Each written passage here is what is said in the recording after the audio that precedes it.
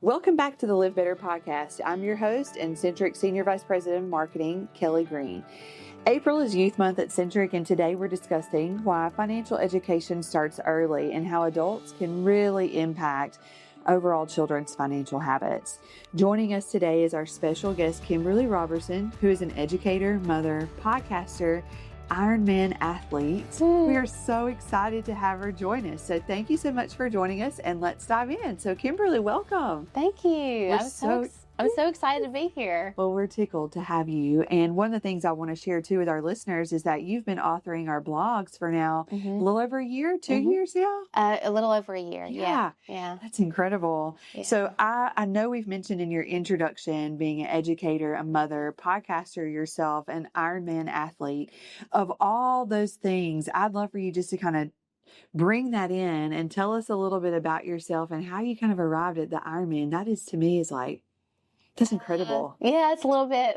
A little bit. That's a lot. Like, give yourself credit. Sometimes I forget that's on my little rap sheet, I guess. But my background is in literature, and so I used to teach at ULM, and then felt called to start homeschooling my kids, and so I have 6 children, and so that's an adventure, and then. I've dabbled in podcasting, and I've done like over, 100 plus episodes with that. I like to kind of try on new things. And then of course with the blog, I love writing the Centric blog and everything. So, and then, I don't know where else to go. Well, you're Ironman. Talk to us. What led to that? Because I think the thing I love so much about your family, you guys always bring in physical fitness and your outdoors. There's such an appreciation for that. And I think that kind of speaks to your faith also. I love that. I really think that's fantastic. So Ironman, what was like? How did you say, yes, this is what I'm going to do? Challenge accepted. Well, it was actually through an interview that I was doing on my podcast, the Mommy Pro, or the Mommy Project is what it's called. And I interviewed one of my friend's wife. She had a terrible accident, broke her hip. We had babies right close together. And she said the only thing that would get her out of bed in the morning, because she was really kind of in a slump, she signed up for an Ironman. Yeah. And so I followed her whole path. And so as she's telling her story, I became very motivated to do something like that. And I mean, my background with my husband is we have done triathlons and races, and I love, that community and culture. But to do something that drastic, with 3 little babies and working, I don't know. I just want to do it just to see if I could do it. And it took me a year. I followed a training plan. I was dedicated. But through that whole process, I learned a lot about myself. I, had to pay attention to nutrition. I mean, there was just a lot of things that I had let slack in my personal life that you can't do that when you take on something that huge and that strenuous. So, it was remarkable. I look back and I'm like, I can't believe I did that. And we have all of that kind of documented on our podcast too. But that's what kind of led me to that, was just seeing her story, and then seeing like, man, that really revolutionized her life and helped her in many ways that you just don't expect. Oh yeah. And so that's kind of. Well, I love what you're saying about this too, because you had to really set your mind on this goal, and you're like, hey, challenge accepted, let's go. But the commitment it took day in and day out, man, that's wild. Yes. Yeah, and the consistency and paying attention to the details, all of those things. And you can apply that to any part of your life, whatever goal that you might have. It's not about... if you look at the big picture, it's very overwhelming. Right. But it's in the daily, just consistent, little by little. That's how you make, big differences.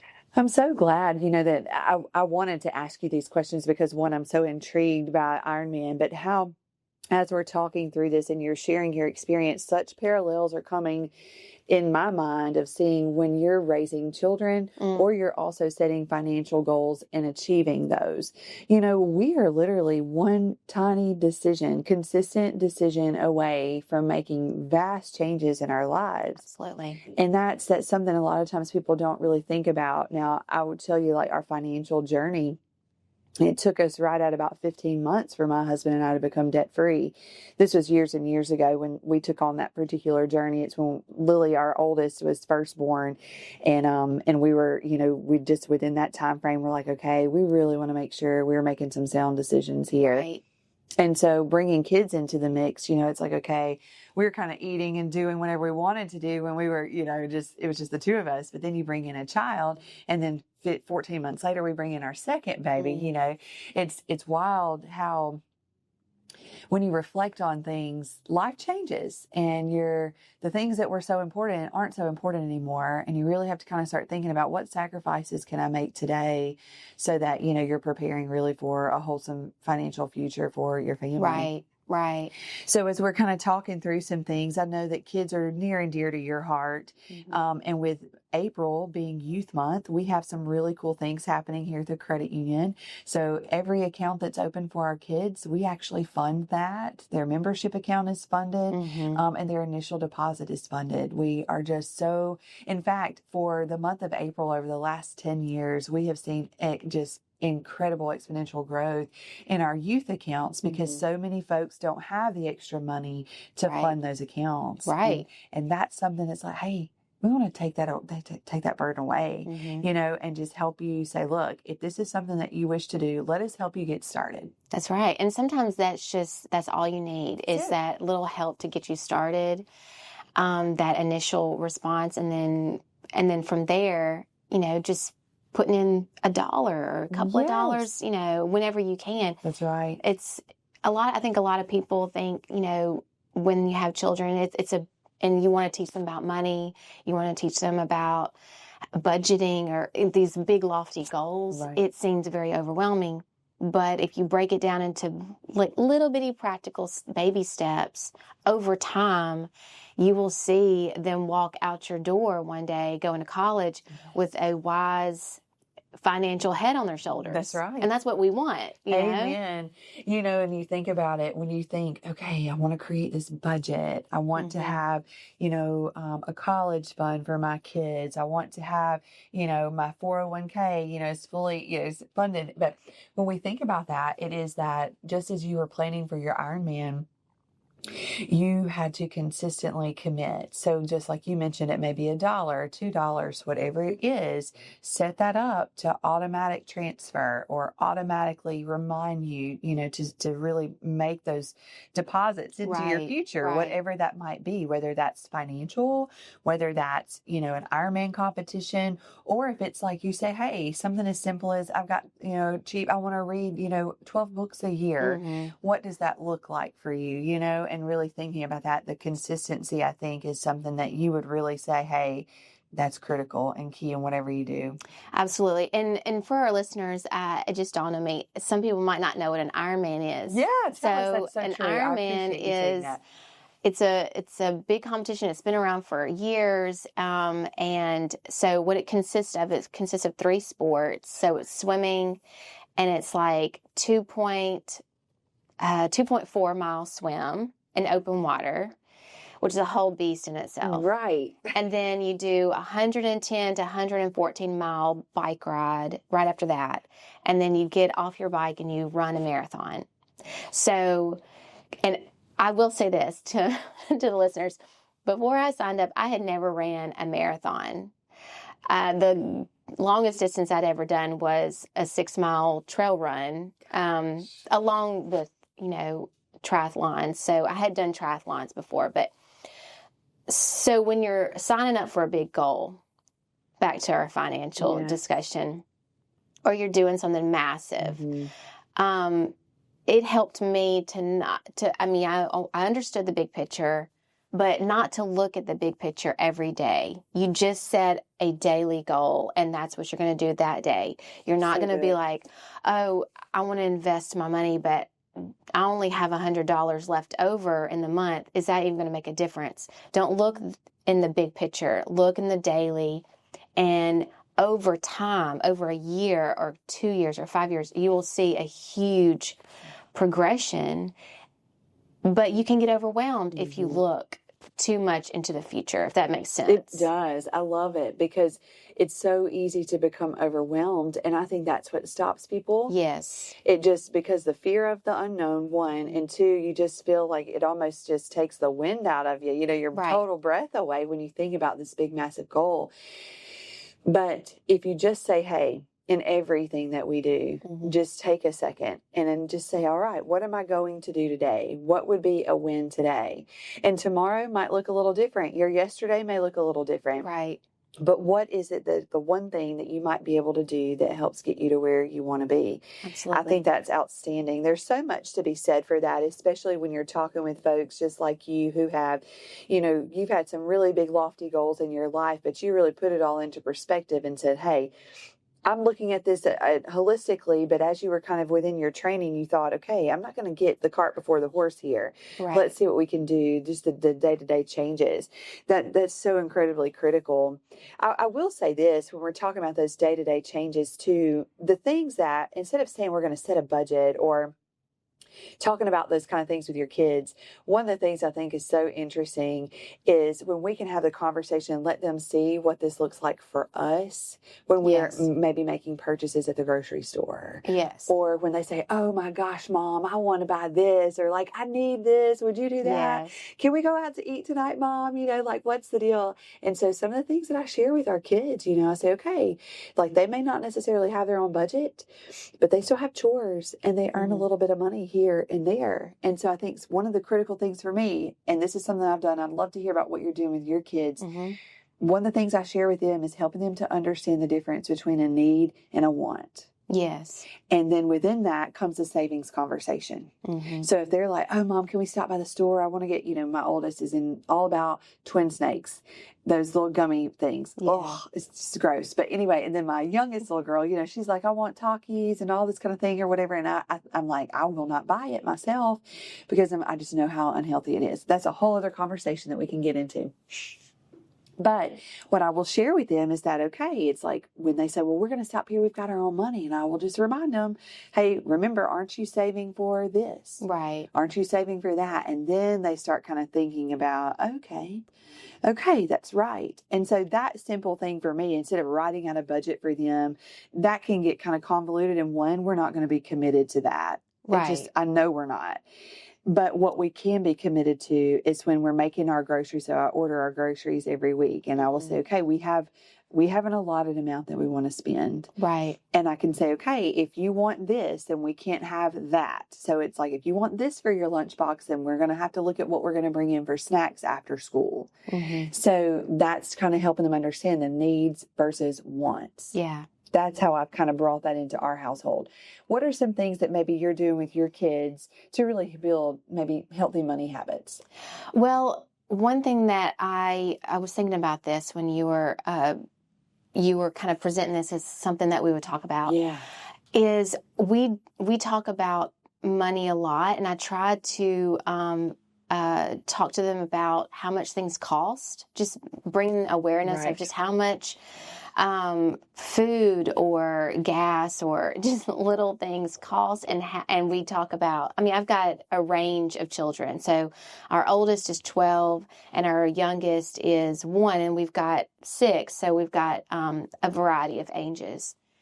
When they were little, well, my older 3, when they were little, we had this game called the allowance game. And it's a board game, and my kids love board games, and so we would play that. It teaches them about how to count money and this and that, but also how to earn. Yes. And so that's like through board games, you can teach just money awareness. I love it. Taking them shopping with you, instead of.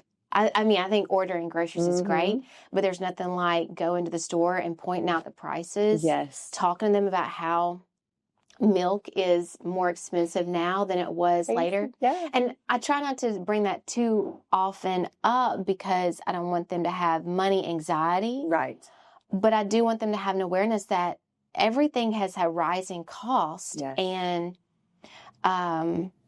so those are some things that we do. Now, another thing that we do is they earn money through chores.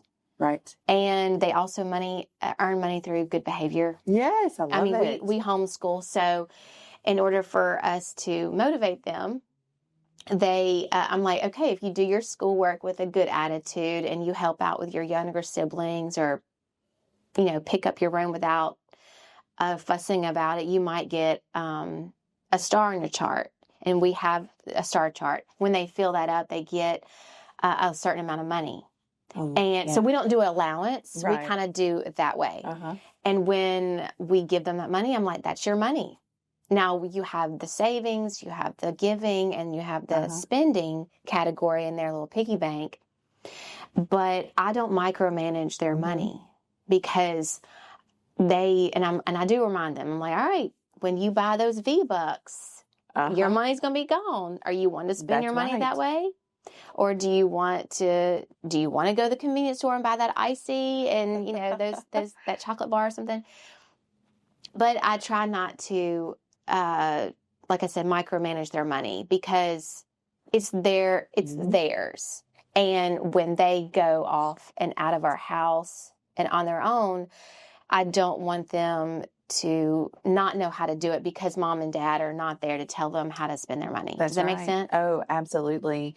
It's it's so interesting that you're talking about that. We're very similar in the way that we're sharing. So when they receive that allowance, it's based upon their chores that they complete. Mm-hmm. And here's the thing: if you do it and you're not told, then you get paid. But if we have to ask you to do that, it's like our bosses don't come in and tell us every day, hey, did you do X, Y, Z? Hey, did you do that? We're adults, and so it's so important. I think I was listening to a doctor on a podcast and hearing him share how important it is that we let our kids fail. We let them make that mistake. Similar, we're talking about finances, but if they spend that money and then they realize, oh man, I'm broke.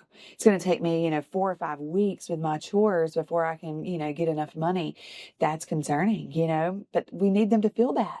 Yeah. They need to feel that like, man, I might have made a mistake here, because there's the best made mistakes.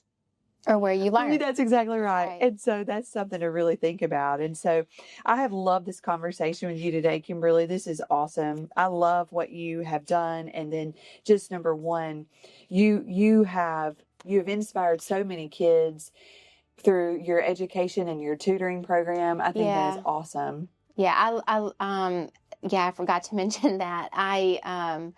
I love to help kids that are maybe struggling with their schooling. My tutoring kind of service or business, if you will, that's kind of like a side hustle. And that's another thing. Like, my kids are seeing me and my husband. We are like, okay, we got to go and do our side hustle because this is how we pay for X, Y, and Z. That's right. And so having these open conversations about why we go to work and what we're doing and how we're spending our money, it can bring it full circle. But yeah, and I love to encourage kids and however they're needing to be encouraged and speaking life into them. Yes.